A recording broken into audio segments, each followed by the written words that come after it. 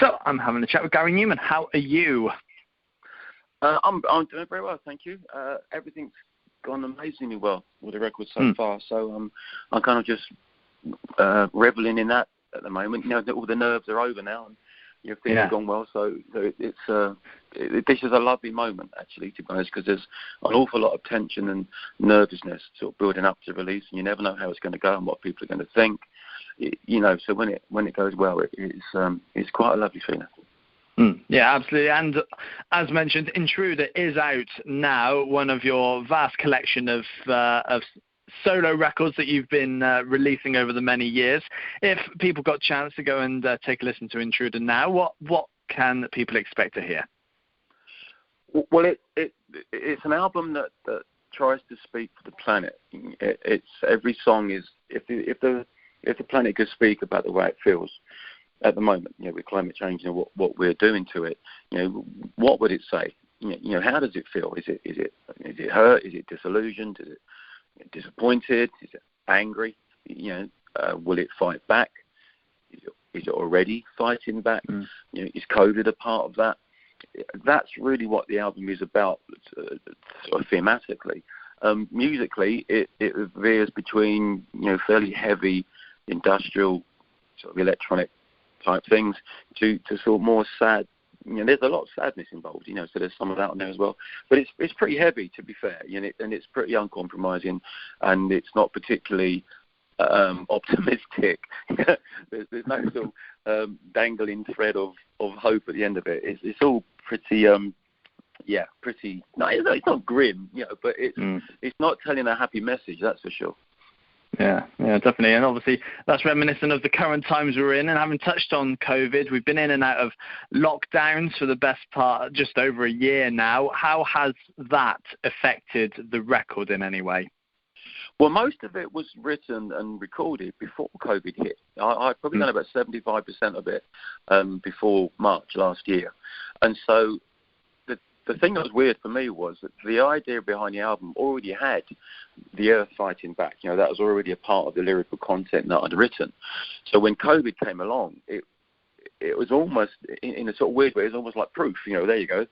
That could be seen as the earth fighting back. Should you choose to believe in that sort of thing, of course. And so I did write now that there's a song called The Gift on the album, which is about COVID specifically, but done from the point of view of the earth, saying that it's a weapon, and it starts by being fairly gentle, pretending it's a gift, it would take your breath away, but it's so amazing. And then as the song progresses, it becomes ever darker, and you realise what it really is and what it's all about. So the album itself was already intact, as an idea before COVID came along. When COVID hit, I just carried on working, to be honest. I was in the studio every day. When the album was finished, I wrote a book that took another sort of month or two. So I just kept my head down through all of this and just tried to work as much and as hard as possible. There wasn't much else to do. Yeah, fantastic. And the track that we've added to our playlist, the one that we've been playing most recently, is called Saints and Liars. What can you tell us about that track? Well, Saints and Liars, it looks at the contradiction, in a way, between religious belief and climate change denial, in that you have endless amounts of people that are quite willing to believe in a God, for which, I'm an atheist, for which, in my opinion, there is zero evidence whatsoever, and yet they will not believe in something like climate change, for which there is a mountain of evidence. And again, the song is from the earth's point of view. So this is the earth saying, how can you believe in that, but not believe in this? And it's a comparison to another song called I Am Screaming, where the earth is trying to make the point, but it's giving us all of these signals, all of these massive signs that it's unhappy and that it's struggling, which many, many of us are ignoring completely. So all of the songs on the album interact with each other. There are different threads that weave from one song into another to try to create this picture of an overall consciousness, having something to say.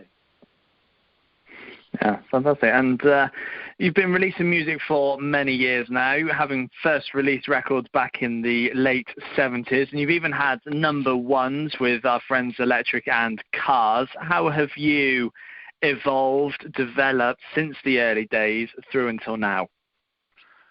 Well, I think the more you do this, the more you learn.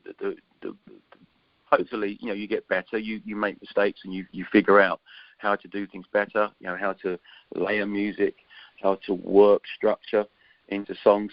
But I think that's sort of fine tuning, really. You can either do it or you can't. You can write songs or you can't. So I think I've got a little bit better at it over the years. I think my voice. No, I hated my voice when I started. I'm all right with it now. I thought I did things last night, and I had to do this radio thing where they were playing like lots of old stuff from the early days, and God, that was embarrassing. I sound like a strangled 12-year-old. Oh, really? So I think I'm more comfortable with my voice now. It's still quirky. I appreciate that, and I can understand why people don't like it. But I think it's much better than it used to be. Sort of a bit richer now, fuller than it used to be. So I'm less bothered about that. I think technology has helped. Obviously, electronic music is very technology driven. So there are a huge amount of companies out there that are making new equipment and improving the equipment all the time, which makes it easier in a way for people like me to keep moving forward and keep progressing, because you're kind of just given the tools that enable you to do that. So all credit to the manufacturers, because they have come up with some extraordinary pieces of equipment over the years. I'm not, in terms of sort of sound generation, synthesizers and software synthesizers particularly. The way you record obviously is different. My studio now, in the old days, it would be one of those desks with a million faders on it and then wall-to-wall racks of equipment and cables everywhere. My studio now is one big screen, a touch screen, a 41-inch touch screen, and a small controller keyboard next to it. Not even a synthesizer, just a controller keyboard. And those two things are connected to a computer that you can't see, and that's it. That's everything. Everything. Yep. It's the most boring-looking room in the world. People will say, "Oh, I'm going to come and look at your studio like it's going to be like the Starship Enterprise or something," and they're really, really unimpressed when they get in there.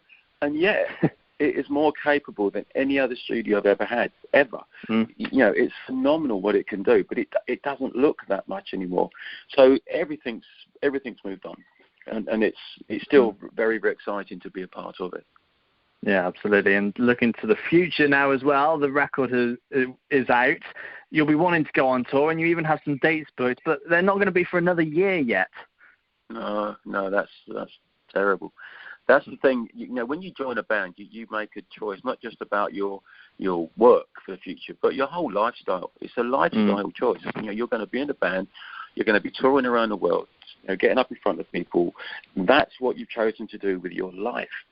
So when it's taken away from you, it's not just like you've lost your job. You've lost your way of life effectively, and you really feel it. And I think people in the music business, we feel it particularly hard. What's happened to us. But yeah, so obviously, very much looking forward to it coming back. We got a streamed show that we filmed on Friday that's coming out on June 17th. So that's like a stepping stone in a way. No audience, unfortunately, but that's like a bridging mechanism, I guess, between real touring. We are hoping to do a US tour in September, but that's very, very uncertain still, as so many things are. So yes, the next one that's going to be guaranteed, so to speak, will be the next British tour in April, May. And also when I'm going back to Wembley Arena, which is a special thing for me, not been there for a long time. Yeah, fantastic. And obviously, having mentioned that you're hoping to be out on a US tour later this year, what else have you got planned kind of between now and when touring properly starts? Well, another album, actually. Intruder is essentially a staggered double album. And so I'll be working on the second one to try to get that out as soon as possible in the new year, next year. Hopefully before the April tour, but that's looking increasingly unlikely, to be honest.